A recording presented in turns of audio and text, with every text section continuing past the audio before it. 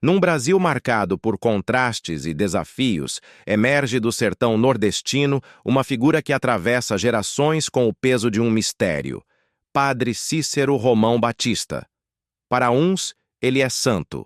Para outros, um farsante, um manipulador. Mas quem foi, de fato, esse homem que dividiu opiniões, desafiou autoridades e se tornou um símbolo imortal da fé popular? Em plena segunda metade do século XIX, a pequena vila de Juazeiro, no interior do Ceará, mal figurava nos mapas.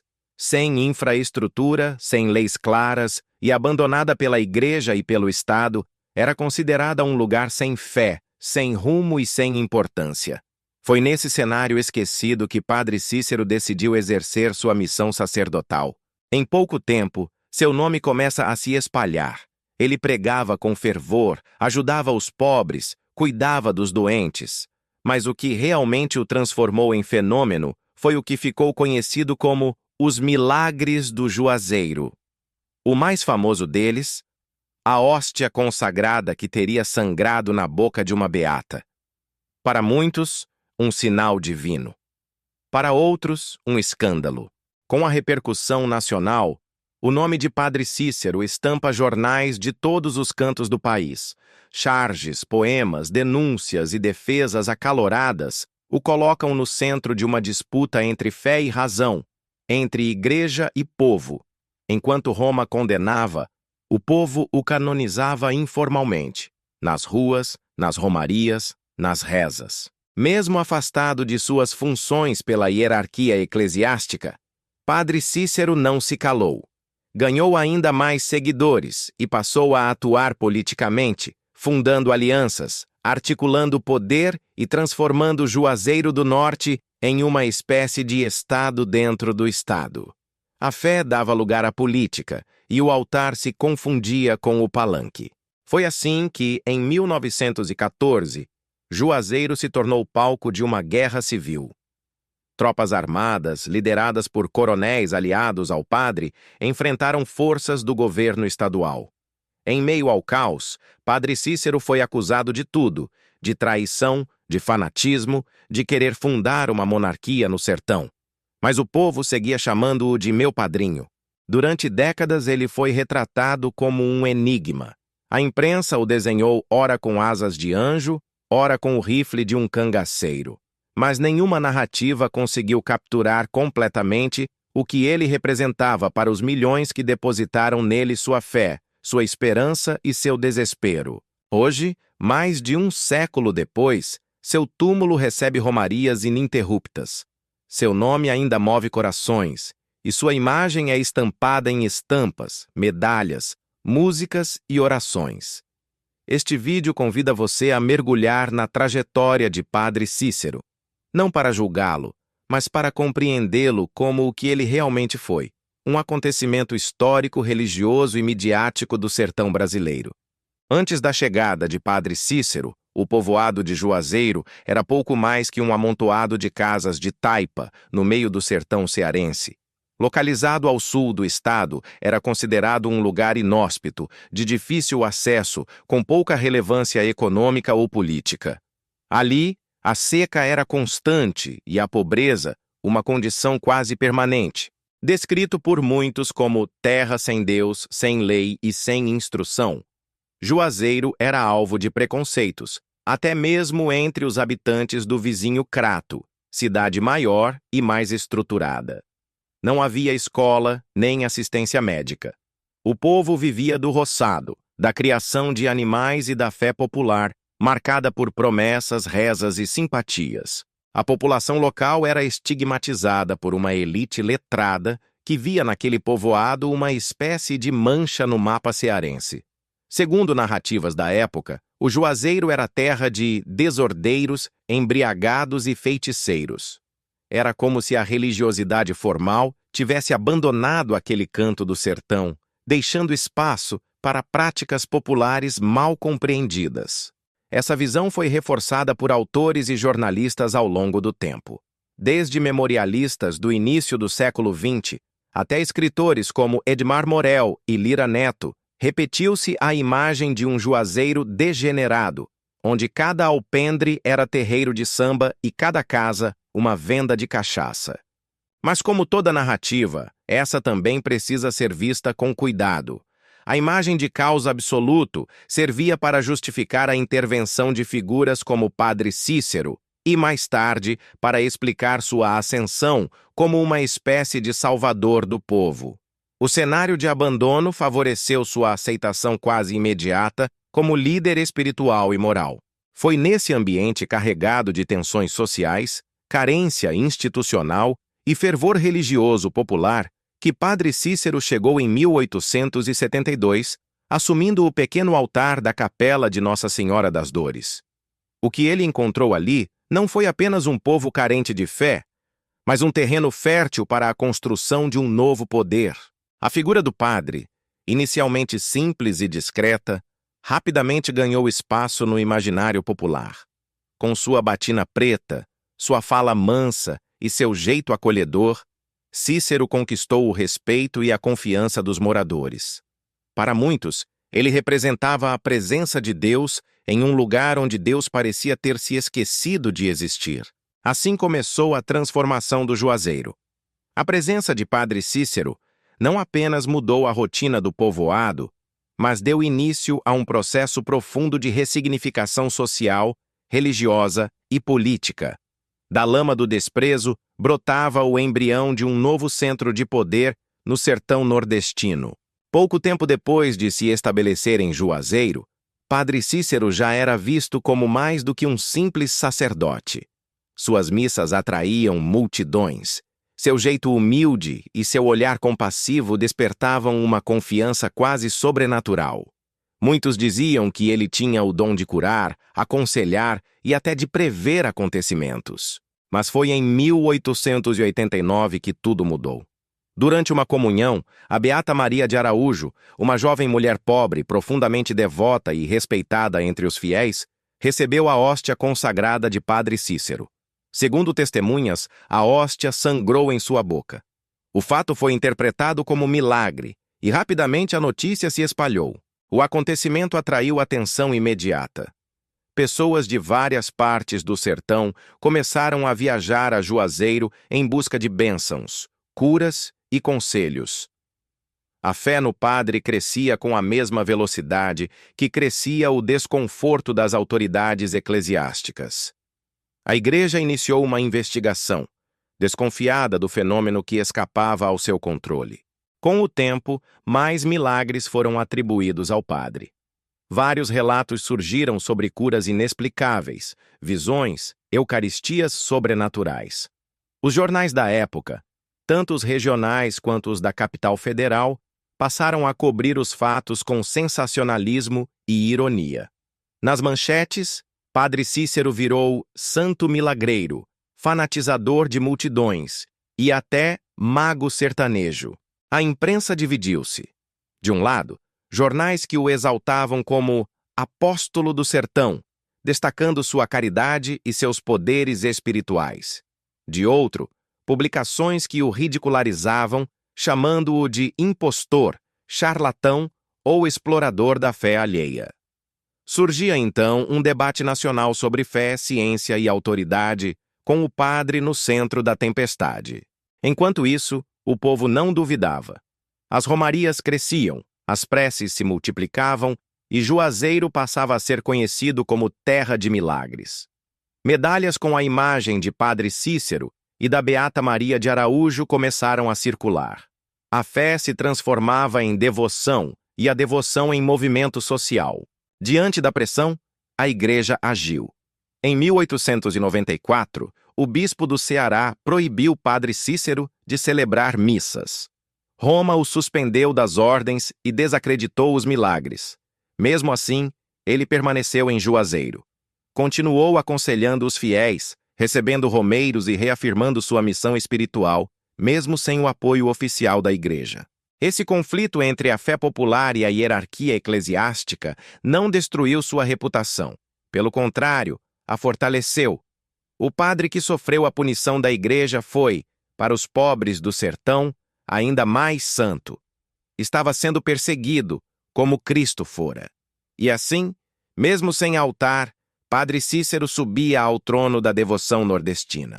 Os supostos milagres de Juazeiro deixaram a Igreja Católica em estado de alerta. O crescimento da devoção popular ao padre e à Beata Maria de Araújo incomodava, sobretudo por acontecer à margem do controle eclesiástico. O Vaticano temia que a fé desordenada tomasse o lugar da doutrina oficial. Era preciso agir.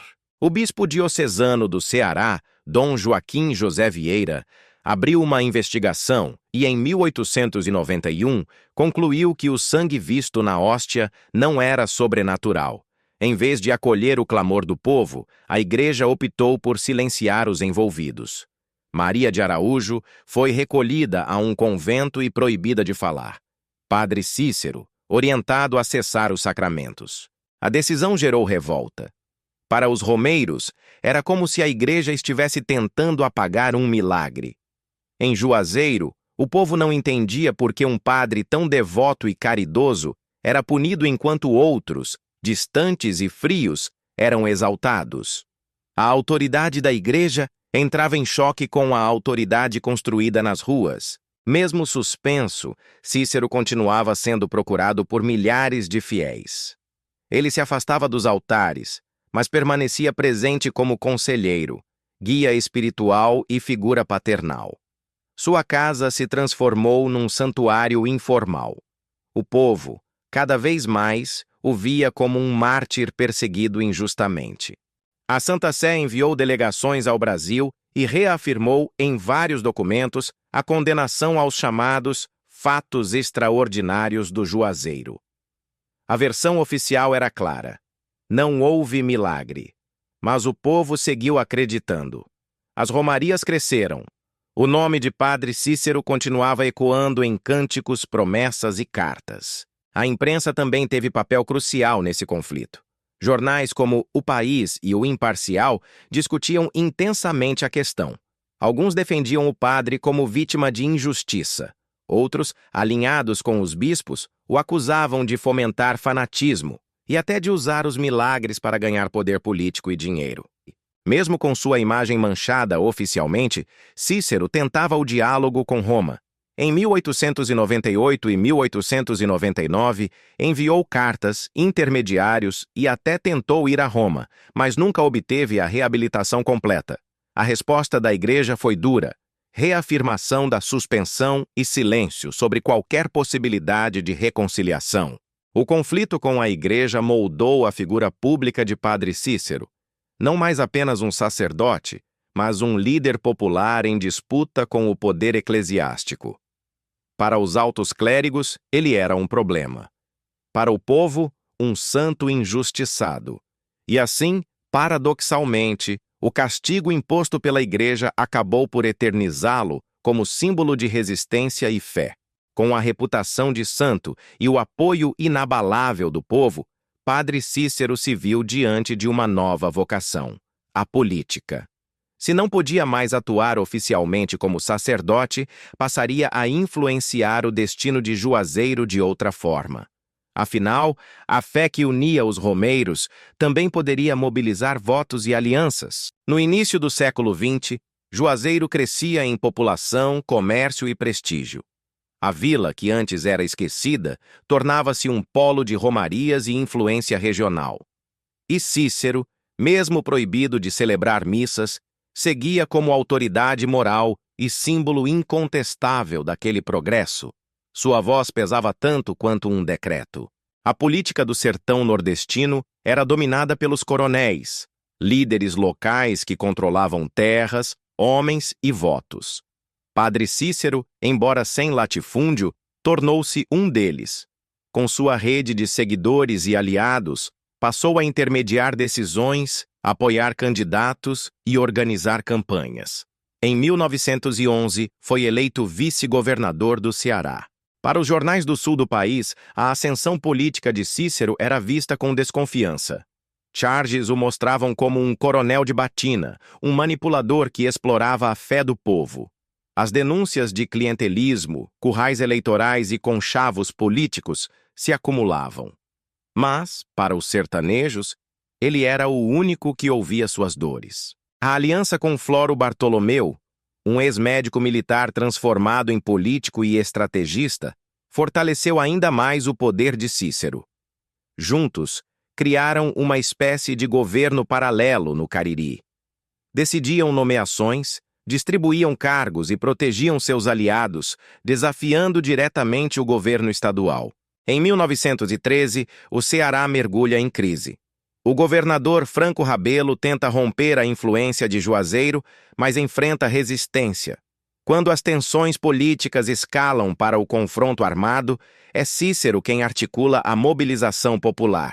É o início da chamada Sedição de Juazeiro, uma guerra civil em pleno sertão.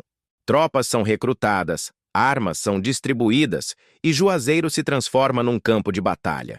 O conflito dura meses, com episódios sangrentos e acusações de traição e fanatismo.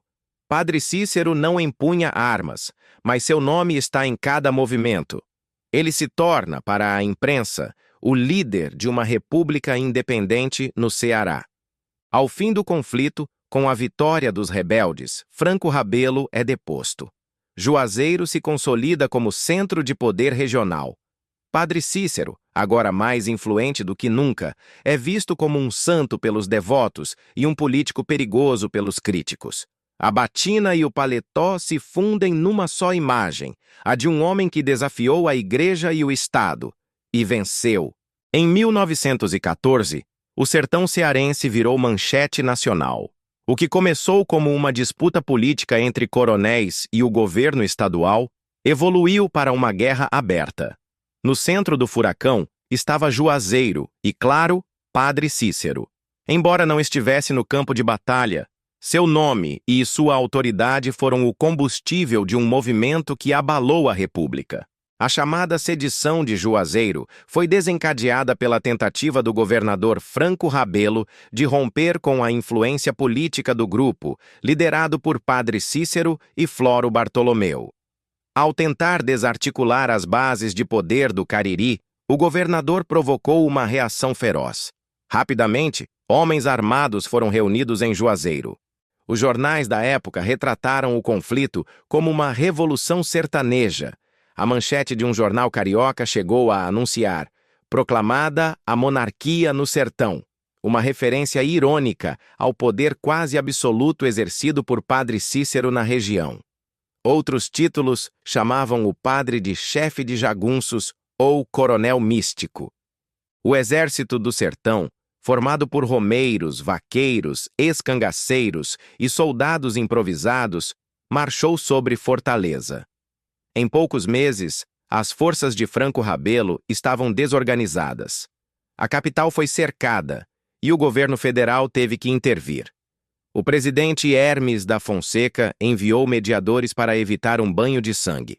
Com a queda de Rebelo e a vitória dos revoltosos, Juazeiro tornou-se o epicentro de uma nova configuração política no Ceará. Os aliados de Cícero foram nomeados para cargos-chave, e ele passou a exercer, mesmo sem mandato, enorme influência sobre decisões administrativas, judiciais e eleitorais. Durante o conflito, Padre Cícero foi retratado na imprensa de maneiras opostas. Ora como um fanático perigoso, ora como um líder sábio que evitava o caos maior. Charges, fotografias e paródias carnavalescas o colocavam no centro do palco político nacional. Sua imagem deixava de ser apenas religiosa e se consolidava como símbolo de resistência sertaneja. No entanto, o custo dessa vitória foi alto. A guerra deixou rastros de destruição, mortes e ressentimentos. Alguns intelectuais passaram a acusá-lo de manipular a fé em benefício próprio. Mas para os moradores do sertão, ele era o homem que enfrentou os poderosos e venceu. Um novo tipo de herói, o guerreiro da batina. A sedição de Juazeiro marcou o auge do poder de Padre Cícero. Depois dela, ele nunca mais seria apenas um padre. Era agora um personagem central na história política do Nordeste, temido por uns, adorado por outros. Um homem que transformou a fé em força política e o sertão num palco de revolução. Padre Cícero não foi apenas um personagem histórico.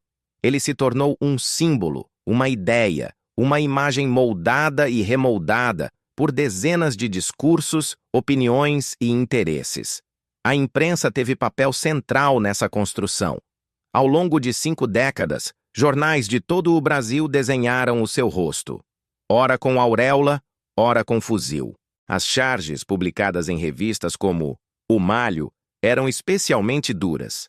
Em uma delas, Cícero aparece com asas de anjo em um quadro e no outro, como um demônio armado, espalhando sementes da desordem. Essa duplicidade não era gratuita. Refletia o embate entre a fé do povo e o medo das elites diante de um líder fora do controle tradicional. A sátira foi uma forma recorrente de crítica. No Carnaval do Rio de Janeiro, por exemplo, blocos desfilaram com fantasias zombando do Coronel de Batina. Paródias de músicas populares e peças de teatro colocavam o padre como protagonista de comédias irreverentes, símbolo de um sertão rebelde e, para muitos, atrasado. Poemas e folhetos também ajudaram a fixar sua imagem. Alguns o chamavam de profeta, outros de farsante. Em versos populares, ele era descrito como santo do povo, pai dos pobres, milagreiro do sertão. Esses textos circulavam entre os romeiros e se tornaram parte da tradição oral nordestina. Na fotografia, Padre Cícero aparecia sempre sóbrio, de olhar direto, quase severo. Os jornais publicaram repetidamente sua imagem ao lado de Floro Bartolomeu, com romeiros, em reuniões políticas ou até em manchetes acusatórias que o ligavam a crimes e guerras. Seu rosto passou a ser reconhecido mesmo por quem nunca o viu pessoalmente. A multiplicidade de imagens serviu a diferentes propósitos. Para os fiéis, cada retrato era um relicário. Para os críticos, cada charge era uma denúncia. Assim, Padre Cícero atravessava fronteiras e públicos, sendo reinterpretado conforme os interesses de quem narrava sua história. Mesmo depois da sua morte, em 1934, a produção de narrativas não cessou. Filmes, livros, documentários, cordéis, estátuas e músicas continuaram a multiplicar sua presença simbólica. No imaginário nordestino, ele já não era apenas um homem, era mito. Um mito construído pelas palavras, pelas imagens e principalmente pela devoção de milhões. Hoje, suas representações ainda dividem opiniões. Mas algo é certo. Padre Cícero é um dos personagens mais retratados da história brasileira. E talvez nenhum outro tenha sido tão amado, tão odiado, tão falado, e ainda assim, tão enigmático. Um homem que virou muitos, um rosto que carrega os traços de um povo inteiro. A história de Padre Cícero não cabe em uma definição simples. Ele foi padre, político, líder espiritual, símbolo de resistência e objeto de culto popular. Em vida, foi perseguido e aclamado. Após a morte, foi canonizado pelo povo, mesmo sem o reconhecimento oficial da Igreja. Seu legado continua vivo, não apenas nas romarias, mas na memória coletiva do Brasil. Ao longo de 5 décadas, de 1870 a 1915, a imprensa construiu e desconstruiu a imagem do Padim Cisso. Manchetes, artigos, fotografias, charges e sátiras forjaram múltiplas versões de um mesmo homem. Ele foi exaltado como santo, demonizado como traidor e moldado como mito. Poucos personagens foram tão noticiados, debatidos e reinterpretados como ele. Essa presença constante nos jornais o transformou em um verdadeiro acontecimento midiático do sertão. Cada nova controvérsia reacendia a curiosidade da opinião pública. Cada romaria, cada conflito, cada discurso político gerava novas ondas de notícias. Cícero tornou-se, assim, um símbolo de algo maior, da tensão entre o Brasil profundo e o Brasil oficial.